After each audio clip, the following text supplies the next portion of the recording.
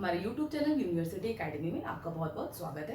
Software engineering subject की lecture series में आज हम बात करेंगे सॉफ्टवेयर डेवलपमेंट लाइफ साइकिल की। तो इस वीडियो में हम डिस्कस करेंगे what is software development life cycle and after that इसके वेरियस फेजेस के बारे में हम वन बाय वन डिस्कस करेंगे। अब अगर हम बात करें what is software development life cycle, so generally it can be defined as the framework for developing the software.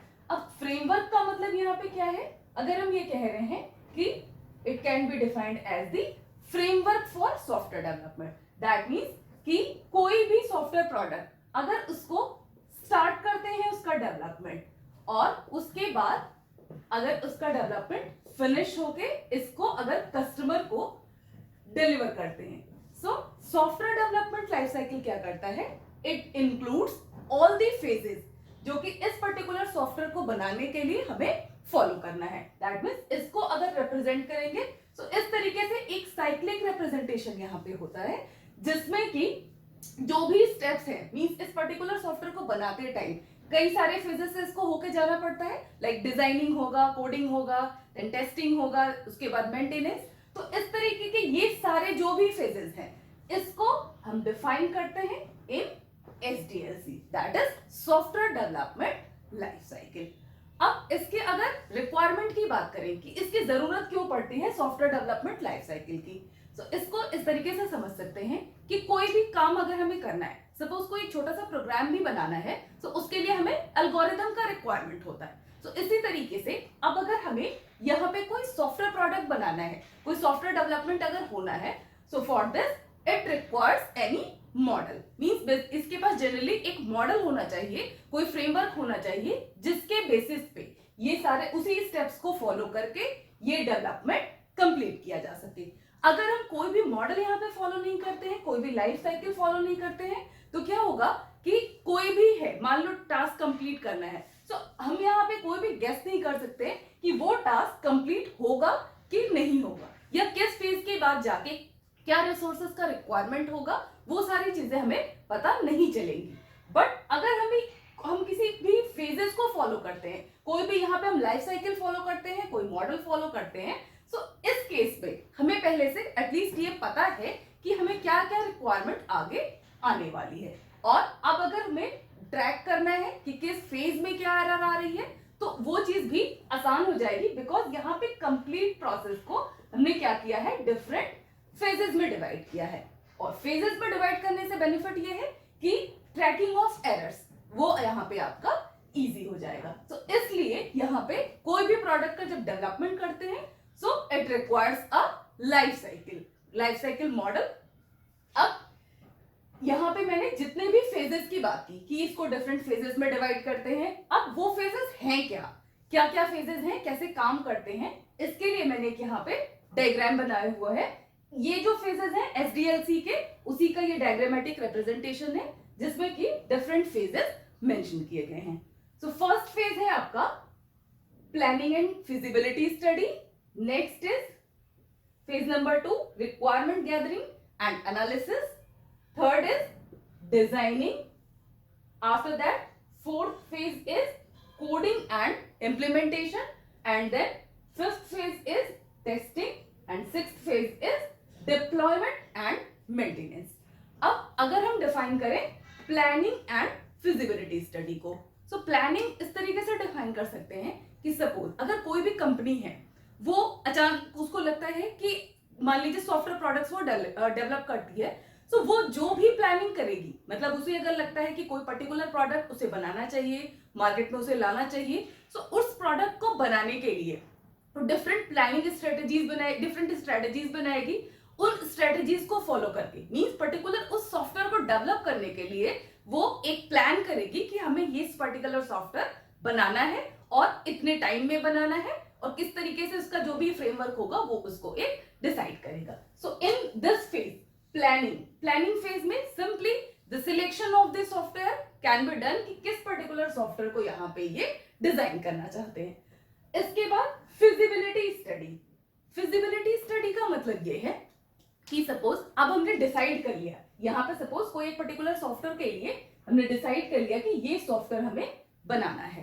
अब उसकी फिजिबिलिटी स्टडी का मतलब ये है कि हम चेक करेंगे कि हमने डिसाइड तो कर लिया कि ये सॉफ्टवेयर हमें बनाना है, बट क्या उसको बनाना फिजिबल है या नहीं है। फिजिबल का मतलब कि क्या वो सॉफ्टवेयर प्रोडक्ट बन सकता है या नहीं बन सकता है। अब ये चेक करने के लिए आपको क्या क्या चीजें चेक करनी पड़ेंगी कि आपके पास रिसोर्सेस अवेलेबल हैं कि नहीं, और वो रिसोर्सेस कॉस्ट के टर्म में हो सकते हैं, टेक्नोलॉजीज के टर्म में हो सकते हैं, फिजिकल रिसोर्सेज हो सकते हैं। तो उस बेसिस पे हम चेक करेंगे कि यहाँ पे टेक्निकल रिसोर्सेज अवेलेबल है कि नहीं, कॉस्ट जितना रिक्वायर्ड है वो हमारे पास उतना अमाउंट अवेलेबल है या नहीं।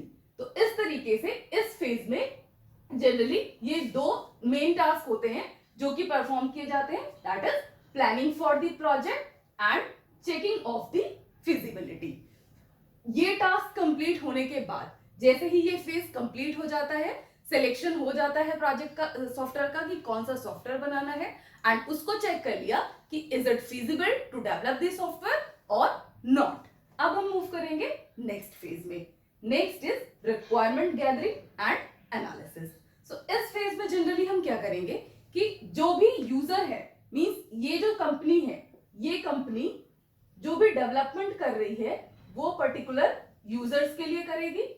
सो इन यूजर्स की जो भी रिक्वायरमेंट्स है, इनकी रिक्वायरमेंट्स को यहां पे इस फेज में गैदर किया जाएगा, उसको कलेक्ट किया जाएगा एंड देन उसको एनालाइज किया जाएगा कि मींस की जो भी रिक्वायरमेंट यहाँ पे कस्टमर्स के थ्रू प्रोवाइड की गई है वो कंप्लीट है या नहीं।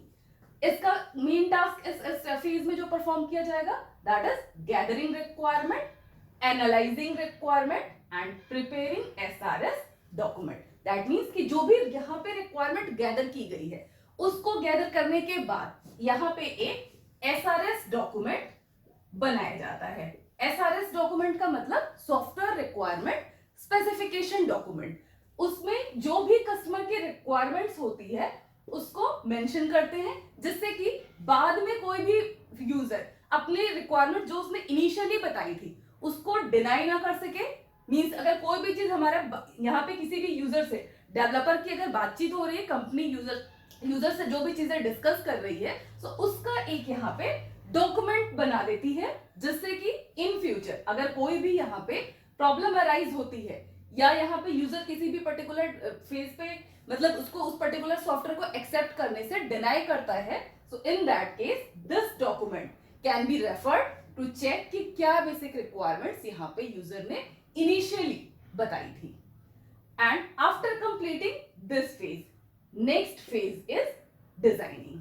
सो डिजाइनिंग के केस में अभी क्या करेंगे कि जो भी यूजर ने रिक्वायरमेंट दी थी उस रिक्वायरमेंट को अब हम in form of some design, means इस पर्टिकुलर सॉफ्टवेयर का एक मॉड्यूल क्रिएट करेंगे, उसका आर्किटेक्चर क्रिएट करेंगे, जिसपे बेस्ड फर्दर यहाँ पे डेवलपमेंट किए जा सके। सो डिजाइनिंग के लिए क्या क्या मॉड्यूल्स हमारे पास टूल्स अवेलेबल है, जैसे आपने सुना होगा डाटा फ्लो डायग्राम्स या आर्किटेक्चरल डायग्राम, ये सारी चीजें, या यूज केस डायग्राम। सो इस तरह से इस पे बेस्ड ये डिजाइन यहाँ पे क्रिएट किया जाता है। so, इसमें इस फेज की जो मेन एक्टिविटीज हैं that is designing of modules, preparing DFDs and then preparing use case diagrams etcetera. जरूरी नहीं कि सिर्फ यहाँ पे यूज केस डायग्राम ही बनाया जाए, उसका हो सकता है एक्टिविटी डायग्राम या सीक्वेंस डायग्राम, दैट डिपेंड्स कि उस पर्टिकुलर सॉफ्टवेयर के लिए यहाँ पे किस टाइप के डायग्राम का रिक्वायरमेंट है, वो डायग्राम यहाँ पे बनाया जा सकता है। So main task of designing phase is to design the architecture. उस पर्टिकुलर सॉफ्टवेयर का क्या आर्किटेक्चर होगा, कौन कौन से मॉड्यूल्स होंगे उसमें, ये सारी चीजें हम यहाँ पे डिफाइन करेंगे। After completing this phase, designing phase, next phase जो होगा that is coding and implementation. इस फेज में क्या होता है, जो भी यहाँ पे मॉड्यूल्स बनाए गए थे उस पर्टिकुलर मॉड्यूल्स को अब हम क्या करते हैं, कोड करते हैं, एक एक मॉड्यूल की कोडिंग करते हैं एंड देन उसको यहाँ पे कोड करने के बाद इंप्लीमेंट करते हैं थ्रू सम प्रोग्रामिंग लैंग्वेज। तो वो लैंग्वेज के फॉर्म में प्रॉपर प्लेटफॉर्म यूज करके जितने भी यहाँ पे आर्किटेक्चर्स हैं उसको हम कोड करके देन उसको इंप्लीमेंट करेंगे। आफ्टर दिस फेज, अब एक बार कोडिंग कर लिया, कोडिंग के बाद उसका प्रॉपर इम्प्लीमेंटेशन, जो भी यहाँ पे मॉड्यूल्स थे उसको इम्प्लीमेंट करने के बाद नेक्स्ट फेज इज टेस्टिंग। सो इस फेज में क्या करेंगे, जितने भी मॉड्यूल्स बनाए गए हैं उसको हो सकता है कि उसकी यूनिट टेस्टिंग की जाए या इंटीग्रेशन टेस्टिंग की जाए या उसकी सिस्टम टेस्टिंग की जाए।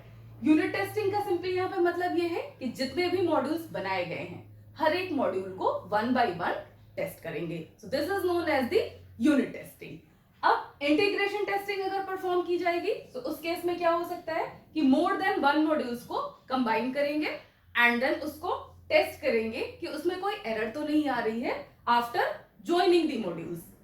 आफ्टर दैट अगर यहाँ पे सारे मॉड्यूल्स जब कंप्लीट हो जाएंगे, सपोज अगर 10 मॉड्यूल्स डिफाइन किए गए थे, वो 10 मॉड्यूल्स अगर यहाँ पे कंप्लीट हो जाते हैं तो उन सारे मॉड्यूल्स को कंबाइन करके फाइनली सिस्टम टेस्टिंग परफॉर्म की जाती है, जिससे कि यहाँ पे चेक कर सके कि वो प्रॉपर सिस्टम अब यहाँ पे वो वर्क कर रहा है या नहीं।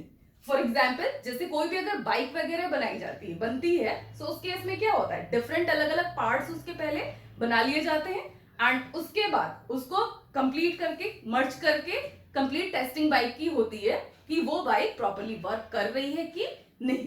तो इस तरीके से डिफरेंट फेजेस में ये टेस्टिंग परफॉर्म की जाती है। After completing the testing phase, इसके बाद next comes to deployment and maintenance.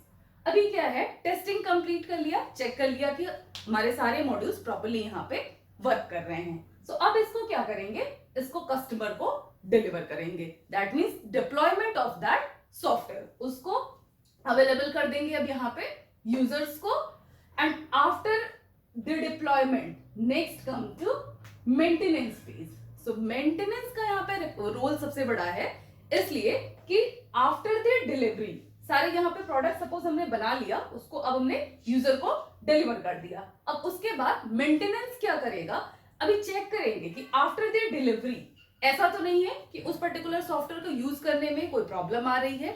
ऐसा भी तो हो सकता है कि सपोज हमने अपने एंड से सही टेस्ट किया था, सारी चीजें टेस्ट कर ली थी, चेक कर ली थी, बट डिलीवरी के बाद जब वो यूजर ने उसको यूज किया तो वहां पे कुछ प्रॉब्लम्स हो सकता है कि अराइज हो सकती है, कोई भी प्लेटफॉर्म की वजह से या कुछ ऐसी चीजें हैं जिसकी वजह से यहाँ पे कुछ प्रॉब्लम अराइज हो सकती है।